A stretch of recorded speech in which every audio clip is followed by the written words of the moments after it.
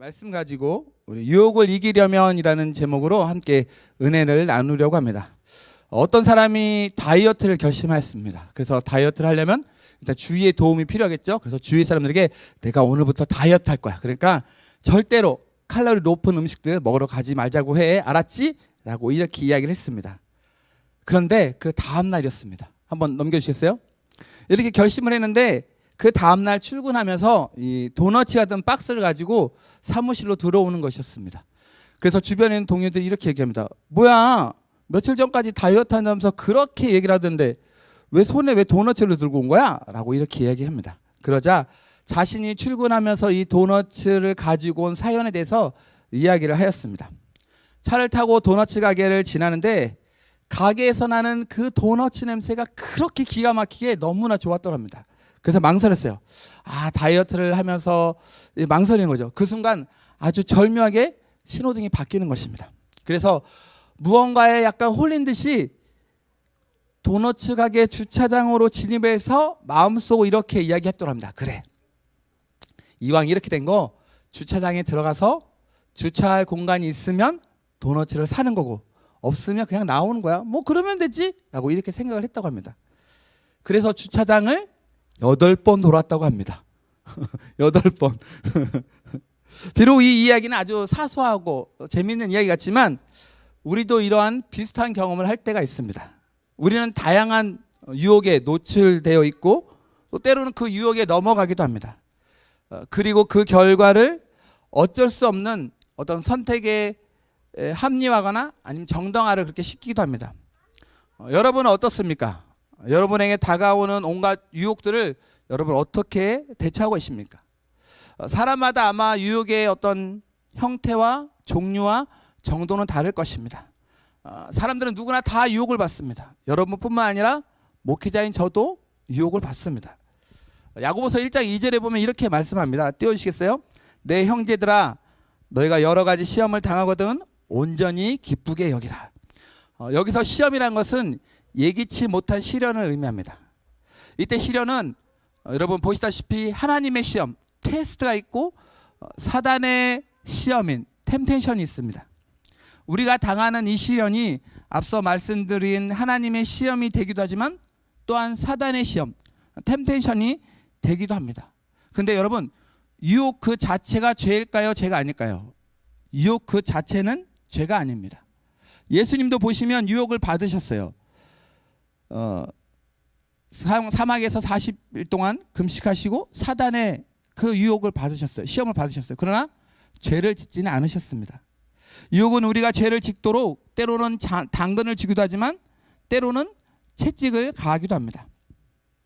유혹을 받는 사람이 유혹에 지면 죄를 짓는 것이지만 유혹을 이기면 그보다 더욱더 성숙된 믿음 앞으로 그렇게 업그레이드가 되는 것이죠. 우리가 잘 아는 첫 번째 사람 누구죠? 아담. 아담은 유혹에 져서 어떻게 됩니까? 죄를 짓게 되었고 그 죄로 인해서 그 결과 사망에 이르게 되었습니다. 그러나 예수님은 유혹을 어떻게 하셨습니까? 거기에 의를 세우시고 생명에 이르게 하셨고 많은 사람들을 생명의 길로 인도하셨습니다. 저는 오늘 이 본문 말씀을 통해 우리를 죄로 이끄는 그 유혹에 대해서 한번 살펴보고 어떻게 하면 이 죄를 이길 수 있는지를 오늘 말씀을 통해서 살펴보기 원합니다. 먼저 13절 말씀 보겠습니다. 사람이 시험을 받을 때 내가 하나님께 시험을 받는다 하지 말지니 하나님은 악에게 시험을 받지도 아니하시고 친히 아무도 시험하지 아니하시느니라. 아멘. 유혹을 이기려면 그 유혹에 대한 오해를 우리가 바로 잡아야 합니다. 사람이 유혹을 받을 때에 오해하는 것이 있습니다. 그것은 하나님께서 나에게 이런 유혹을 주셨다는 거예요. 누가요? 하나님이. 그래서 하나님을 원망하며 하나님께 그 죄의 탓을 돌립니다. 나를 유혹에 빠지게 한 그 근원을 내가 아니라 하나님으로 생각하는 겁니다. 여러분, 아담이 선악과를 따먹었을 때를 한번 기억해 보십시오. 창세기 12장 이렇게 이야기합니다. 아담이 이르되 누가 주셔서? 하나님이 주셔서 나와 함께 있게 하신 여자 그가 그 나무 열매를 내게 주므로 내가 먹었나이다. 선악과를 따먹지 말라라고 하는 그 명령에 왜 그 열매를 따먹었냐고 물으시는 그 하나님의 질문에 아담이 대답한 것이 뭡니까? 여자가 줘서 먹었습니다 하면서 책임을 여자에게 돌리고 있습니다. 남자 쫀쫀하기 싫으죠? 아니 그것도 자기가 좀 잘못 다르지. 그 여자가 줘서 제가 먹었습니다라고 그 책임을 여자에게 전가시키고 있습니다. 그런데 그것은 여자에게 책임을 전가하는 것으로 끝나는 것이 아닙니다. 누가 주셔서? 다시 한번 말씀 보여주세요. 누가 주셔서요? 하나님이 주셔서 나와 함께 있게 하신 여자라고 이야기합니다. 누구 핑계를 대고 있어요? 결국은 교묘하게 여자 핑계를 댔지만 더 깊이 생각해보면 하나님이 주셔서, 그죠? 교묘하게 지금 그 유혹을 일으킨 것이, 그 죄의 모든 것들이 다 하나님께 있다라고 그 책임을 하나님께 전가하고 있는 것입니다. 사실 아담은 하나님께서 아담의 갈비뼈를 취해서 하와를 만드셨을 때 뭐라고 했어요? 이는 내 뼈 중에 뼈요, 살 중에 살이로다. 와, 너무 좋아. 이는 내 뼈 중에 뼈요, 살 중에 살이다. 너무너무 좋다라고 그렇게 고백했었습니다. 그런데 그가 선악과를 먹고 죄를 짓고 나자 핑계를 댑니다. 하나님께서 괜히 저 여자를 만들어 주셔서 지금 그 여자 때문에 제가 문제가 생기지 않았습니까? 하나님께서 이 여자를 만드셨지 않았더라면 제가 왜 선악과를 따먹겠습니까? 라고 지금 하나님께 따지고 있는 거예요. 여러분, 아담만 핑계를 댔을까요? 하와도 마찬가지입니다. 창세기 3장 13절에 보면 여호와 하나님이 여자에게 이르되 뭐라 그래요? 내가 어찌하여 이렇게 하였느냐라고 묻습니다. 그때 하와가 뭐라고 되죠? 뱀이 뱀이 나를 깨므로 내가 먹었나이다라고 고백합니다. 누구에게 지금 책임을 떠넘기고 있어요? 뱀, 그죠? 뱀에게 지금 책임을 떠넘기고 있습니다. 근데 여러분 생각해 보세요. 뱀을 누가 만드셨죠? 하나님. 그래요, 뱀을 하나님이 만드셨어요. 사실 뱀을 만들어서 자기를 유혹하게 하신 그 하나님께 이 하와도 지금 책임을 떠넘기고 있는 것입니다. 결국 아담과 하와 모두 하나님 잘못했습니다, 제가 잘못했습니다, 제 책임입니다 라고 하지 않았습니다. 뱀 때문에, 여자 때문에, 아니 하나님 때문에 라고 이렇게 한 것입니다. 여러분, 이것은 큰 오해입니다. 야고보는 분명하게 하나님은 아무도 유혹하지 않는다라고 말씀하고 있습니다. 하나님은 유혹을 받지도 않으시고 또한 유혹하지도 않으시는 분이십니다. 하나님은 사람을 죄로 이끄시는 분이 아니십니다. 우리를 넘어지게 하려고 유혹하는 그런 분이 아니라는 겁니다. 우리가 절대로 오해해서는 안 되는 것이 있습니다. 그것은 이 유혹의 근원은 절대로 하나님이 아니라는 사실입니다. 하나님은 절대로 우리를 죄에 빠지게 하려고 우리를 유혹하지 않습니다. 우리의 실패를 기뻐하지 아니하십니다. 여러분, 이 사실을 분명히 기억하시기 바랍니다. 우리에게 주어진 이 모든 것은 바로 하나님의 섭리 가운데 하나님의 그 선하신 뜻을 이루기 위한 목적으로 허락된 것입니다. 하나님은 우리가 감당할 수 있는 그런 시험만 허락하시는 그러한 분이신 줄 믿으시기 바랍니다. 아멘이시죠? 그러면 하나님께서 더워서 지금 아멘을 안 하는구나, 다 꺼주세요. 너무 더운 것 같아, 막 땀이 막 나요, 여기 위에도 안 올라, 다 꺼주세요. 그러면 하나님께서 우리를 유혹하는 것이 아니라면 사람이 왜 유혹을 받을까요? 사실 유혹은 밖에 있는 것이 아닙니다. 물론 사단이 우리를 유혹하는 건 맞아요.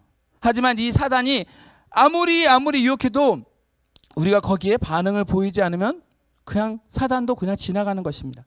사탄이 바깥에서 유혹할 때 우리 속에서 자극을 받고 반응하는 것이 있어요. 서서히 꿈틀거리는 게 있어요. 그게 뭘까요? 바로 욕심입니다. 진짜 유혹은 밖에 있는 것이 아니라 내 안에 있는 거예요. 진짜 유혹은 밖에 있는 게 아니라 저와 여러분 안에 있는 것입니다. 그것이 바로 무엇입니까? 바로 욕심. 오늘 보면 14절은 이렇게 말합니다. 오직 각 사람이 시험을 받는 것은 누구 욕심? 자기 욕심. 옆에 이한별 욕심이 아니라 내 욕심. 내 욕심에 이끌려서 내가 유혹당하는 거예요. 여기서 미혹된다는 말은 넘겨주시겠어요? 미혹된다는 것은 어떤 말이냐? 낚시와 사냥에서 물고기나 사냥감을 낚싯바늘이나 덫을 사용해서 이렇게 유혹해서 걸리게 하는 거예요. 사람으로 하여금 욕심의 유혹에 걸리도록 속이는 것, 그것이 바로 미혹된다는 것입니다. 우리는 모두 욕심을 가지고 있습니다. 우리는 유혹을 받을 때 마치 미끼를 무는 그 물고기처럼 반응을 보이는데, 우리가 미끼를 무는 순간 우리의 욕심은 순간 그것이 죄악의 탐욕이 되는 것입니다. 그런데 물고기의 종류마다 미끼가 다른 것처럼 사람도 좋아하는 미끼가 다 다르다는 거예요. 어떤 사람에게는 술이 미끼가 되고, 어떤 사람에게는 담배가, 또 어떤 사람에게는 도박의 미끼가 될 수 있다는 것입니다. 지난 주간에 여기 앞에 차, 하얀색 차 보이죠? 현대자동차 네 글자. 교회 차량이 지금 한 대가 지금 차량 정비가 들어서 그 승합차가 한 대가 왔어요. 렌탈로. 야, 근데 차 좋대요. 네, 엄청 좋대요. 이 시야도 앞에가 그 우리 스탁스는 이렇게 되는데 앞에가 이렇게 넓고요.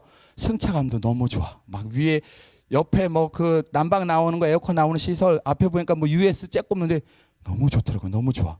아, 근데 제가 사는 집에 식구가 6명이에요. 6명.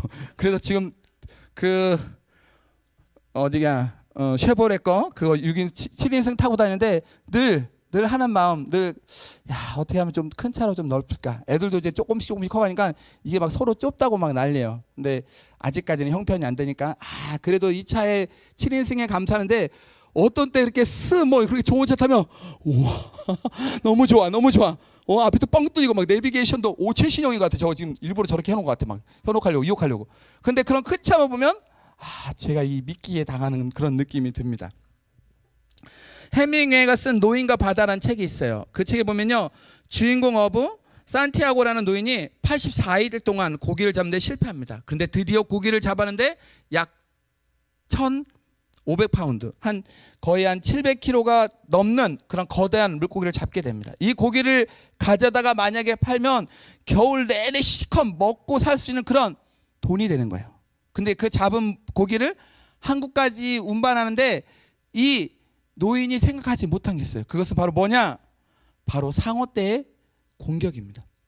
상어의 떼들의 공격을 이 어부는 생각하지 못한 거예요. 그가 해안에 도착했을 때 남아있는 건 뭘까요? 뼈다귀. 생선 뼈다귀밖에 없었던 거예요. 이것이 바로 여러분 유혹의 실체입니다. 교회에 나오면 열심히 신앙생활하는 것 같아 보이지만 밖에 나가면 어떻습니까? 여러분 안에 있는 수많은 유혹의 미끼들이 여러분을 덥석 물으라고 꿈틀꿈틀댑니다. 이렇게 불신자도 그렇지만 그런 불신자와 똑같이 산다면 우리 모두는 다 뭐만 남은 사람? 뼈다귀만 남은 그런 사람들이 되는 것입니다. 예수 그리스도의 그 십자가라는 놀라운 하나님의 은혜로 구원받은 사람이 이렇게 산다라면 이건 보통 문제가 아니에요. 정말 심각한 겁니다. 여러분 자신이 무엇을 보면 유혹에 넘어가는지 한번 여러분 스스로 점검해 보시기 바랍니다. 옛날에 유혹에 잘 넘어가는데 지금도 그 유혹에 잘 넘어간다라면 그것이 무엇인지를 여러분 다시 한번 깊이 점검하시기 바랍니다. 15절은 사단의 유혹에 넘어가면 어떤 결과를 초래하는지 말해주고 있습니다. 15절 우리 힘차게 읽겠습니다. 시작. 욕심이 잉태한 즉 죄를 낳고 죄가 장성한 즉 사망을 낳느니라. 여기 보시면 욕심이란 뭐냐? 갈망하다는 뜻으로 정욕이라는 의미로 해석할 수가 있습니다. 욕심도 소원의 단계에서는 죄가 결코 아닙니다. 예를 들면 뭐 이런 거겠죠? 밥을 마음껏 먹고 싶다라는 사람이 있어요. 그 소원이 있어요. 소원 가진 사람. 나밖에 없네. 네. 그러면 밥을 많이 먹는다는 게 죄일까요? 죄가 아닐까요? 죄가 아니죠. 근데 마음껏 먹고 싶다고 해서 식당에 가서 막 먹고 그냥 튀었어요. 그럼 그게 뭐지? 죄가 되는 거예요. 그죠? 요즘 이래저래 많이 좀 이렇게 피곤도 하고 또 부스터샷도 맞아서 이게 굉장히 오래 가더라고요. 이번에 3차는 한 일주일 가는 것 같아요. 뭐 갑자기 주사 맞고 나니까 어느 사이에 뭐 마동석이 되는 것 같아요. 여기만 맞았고 막 불이 이렇게 이러고 다니는 것 같아요. 그러면 어떻게 돼요? 피곤하니까 잠을 자고 싶어요. 여러분 잠자는 게 죄일까요?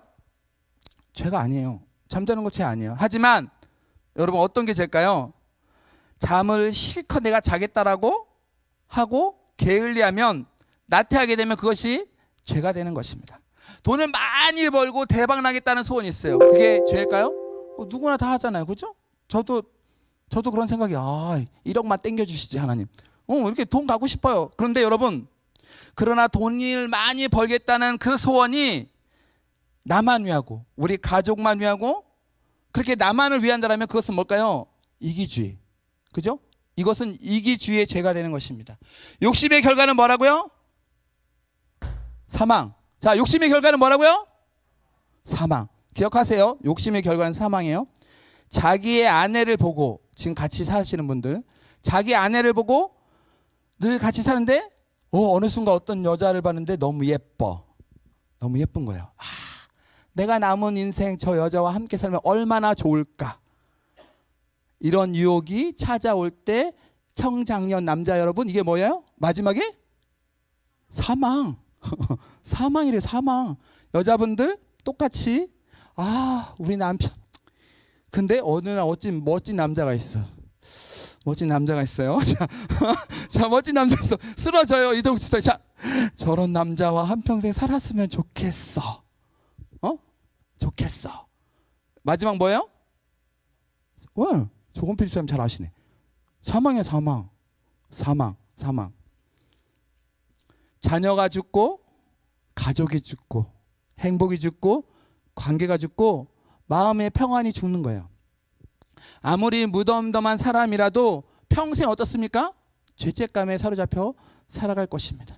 이렇게 성경은 욕심이 잉태하면 죄를 낳고 죄가 장성한 즉 사망을 낳는다라고 분명히 말씀하고 있습니다. 이것이 유혹에 빠진 인생의 종말이에요. 그럼 어떻게 하면 이 유혹을 이길 수 있을까요? 17절. 온갖 좋은 은사와 온전한 선물이 다 어디로부터요? 위로부터 빛들의 아버지께로부터 내려오라니 그는 어떠한 분이십니까? 변함도 없으시고 회전하는 그림자도 없으시다라고 말합니다. 여러분, 모든 좋은 것들이 다 어디서 옵니까? 바로 하늘로부터, 하나님께로부터 내려온다라고 말씀합니다. 모든 좋은 은사와 선물이 다 하나님께로부터 내려오는 것입니다. 하나님께로부터 내려온 것은 완벽하고 좋은 것입니다. 욕심이 주는 것은 일시적이고 잠깐이에요. 그러나 우리 하나님이 주시는 것은 영원한 것입니다. 욕심이 주는 것은 만족을 준 것처럼 보이지만 여러분 안에 다 채워지면 어떻습니까? 누가 가져갈까 봐 겁나. 그죠? 다 채워졌어. 다 갖고 있어. 다 가져. 다 가졌어. 그럼 어때요? 저 김영만 저거 내 거 뺏어갈라. 은행에다 넣어놔있다. 저 금고에다 넣어놔있다. 불안해. 누가 와서 내 걸 꺼내갈지. 그죠? 만약 가져가면 누군가 내 것을 가져갈 것처럼 늘 불안하고 초조합니다. 그러나 하나님이 주시는 것은 진정한 만족함이 있습니다. 하나님께서 주시는 것은 참된 만족과 참된 행복과 참된 평화가 있습니다. 찬송가 431장에 보면 이런 찬양이 있어요. 저는 이 찬양 몰랐는데 어느 순간 이 찬양 한번 딱 불렀는데 이 찬양이 너무 좋은 거야. 주 안에 기쁨 있네, 주 안에 살자. 주 안에 평안 있네, 주 안에 살자. 불안이 연기처럼 스며들어도 주 안에 사는 마음 기쁨 넘치네. 2절 주 안에 사랑 있네, 주 안에 살자. 주 안에 소망 있네, 주 안에 살자. 검푸는 성나파도 밀어덮쳐도 주 안에 사는 마음 평화 넘치네. 3절 주 안에 영생 있네, 주 안에 살자. 주 안에 천국 있네, 주 안에 살자. 불길이 지옥처럼 솟아올라도 주 안에 사는 마음 생명 넘치네. 아멘. 하나님께서는 우리에게 예수 그리스도를 선물로 주셨습니다. 그를 믿는 자마다 멸망하지 않고 영원한 생명에 이른다라고 말씀하셨습니다. 또한 하나님께서 우리에게 보혜사 성령님을 선물로 주셨습니다.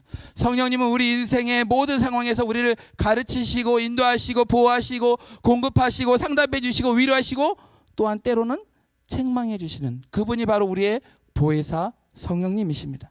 하나님께서는 또한 우리에게 성령의 은사들을 주셨습니다. 이 세상에 살아갈 때 정말로 필요한 것들을 하나님께서 주셨습니다. 하나님께서 우리의 기도에 응답하셔서 좋은 것을 주시고 지혜도 주시고 행복도 주셨습니다.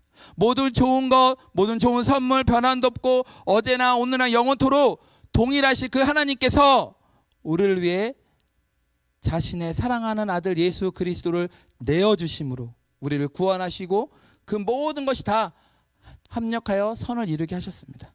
또한 우리 삶에 어떤 일이 일어나도 우리를 결코 버리시지 않으시는, 그와 같은 너희를 버리시지 않는다는 그 하나님 아버지께로부터 우리의 모든 삶의 모든 것들을 저 하나님께서부터 채워주시고 계십니다. 결코 욕심으로 오는 것이 아닙니다. 하나님 아버지께로부터 오는 것입니다. 그러므로 유혹을 이기기 위해서는 우리의 마음이 늘 하나님의 말씀에 머물러 있어야 합니다. 다윗은 시편 119편 9절에서 11절에 이렇게 분명히 우리에게 말씀합니다. 청년이 무엇으로 그의 행실을 깨끗하게 하리까? 주의 말씀만 지킬 따름이니라. 내가 전심으로 주를 찾아 싸우니 주의 계명에서 떠나지 말게 하소서. 내가 주께 범죄하지 아니하려 하여 주의 말씀을 내 마음에 두었나이다. 아멘. 우리 11절 말씀 한번 다 같이 읽어볼게요. 한번 다시 한번 띄워주세요. 11절 말씀만 한번 고백해 보세요. 시작. 내가 주께 범죄하지 아니하려 하여 주의 말씀을 내 마음에 두었나이다. 아멘. 하나님의 말씀을 암송하고 또 주야로 묵상하고 또 실천하는 그 삶을 통해 우리는 우리에게 찾아오는 수많은 유혹들을 물리칠 수가 있습니다. 하나님의 말씀이 내 속에 거하면 사단의 그 속임수에 속지 아니하고 말씀으로 이길 수 있습니다. 그러면 죄가 잉태되지 않습니다.